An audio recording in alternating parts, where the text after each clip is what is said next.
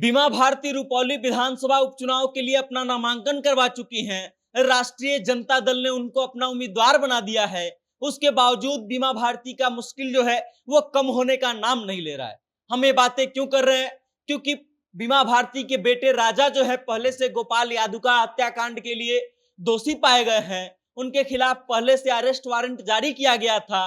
Police जगह जगह छापेमारी कर रही थी, लेकिन अब अवधेश मंडल भी मुश्किल में फंस गए हैं। अवधेश मंडल बीमा भारती के पति हैं और उनका भी नाम अब सामने आने लगा है और कोर्ट ने उनके खिलाफ भी अरेस्ट वारंट जो है जारी कर दिया है और अब पुलिस बाप बेटे दोनों को तलाश रही है। आप समझ लीजिए कि गोपाल यादव का हत्याकांड जो है 2 जून को हुआ था और उसके बाद पुलिस लगातार लोगों को ढूंढ रही थी जिस जिस व्यक्ति से इस हत्याकांड के तार जुड़े थे।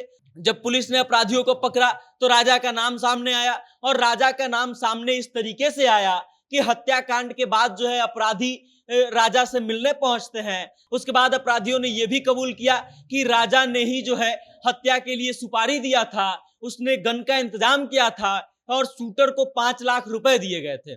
अपराधियों ने यह तक कबूल कर लिया है कि उनको शूटिंग के लिए जो हथियार दिया गया था वो हत्या करने के बाद वो हथियार वापस से राजा को दे दिया गया था और अब राजा फरार चल रहा है। आपको याद होगा कि जिस दिन बीमा भारती को राष्ट्रीय जनता दल ने अपना सिंबल दिया, उस दिन बीमा भारती के सरकारी आवास पर पुलिस जो है पहुंची थी छापेमारी करने और बीमा भारती जो है पुलिस को देख करके बमक गई थी और अब जो है पुलिस छापामारी करने के लिए बीमा भारती के पैतृक आवास पर पहुंच गई है और वहां भी लगातार छापेमारी कर रही है। पूर्णिया पुलिस जो है हर जगह जाकर के गोपाल यादव का हत्याकांड के दोषी राजा को और उनके पति अवधेश मंडल को तलाश रही है। अब देखना ये दिलचस्प होगा कि आगे क्या कुछ होता है, लेकिन फिलहाल इतना समझ लीजिए कि पूर्णिया के एसपी ने इस बात को लेकर के स्पष्ट कह दिया है कि चाहे जो हो जाए दोषियों को बख्शा नहीं जाएगा और मामले को कोई राजनीतिक रंग नहीं दिया जा रहा है। जिसकी जिसकी संलिप्तता है इस मामले में उन सभी को पकड़ा जाएगा। पूर्णिया के एसपी का ये जो बयान आया है इसको इस तरीके से आप जोड़ करके देख सकते हैं कि बीते दिनों पप्पू यादव ने एक प्रेस कॉन्फ्रेंस किया था और उस प्रेस कॉन्फ्रेंस में गोपाल यादव का हत्याकांड का जिक्र किया था और फिर पप्पू यादव ने यह बड़ा आरोप लगा दिया था कि इस हत्याकांड को राजनीतिक रूप देने का प्रयास किया जा रहा है और छोटी छोटी मछलियों को पकड़ के बड़े मछली को छोड़ने का प्रयास किया जा रहा है, उनको बचाने का प्रयास किया जा रहा है। और उसके बाद पूर्णिया पुलिस के एसपी का यह बयान आया कि इसको राजनीतिक रंग नहीं दिया जा रहा है, बल्कि जिनकी जिनकी संलिप्तता है उन सभी को पकड़ा जाएगा और सभी को हत्या के आरोप में दोषी पाए जाने पर उनको सजा दिलवाया जाएगा। अब पुलिस ने एक और पैंतरा आजमा लिया है।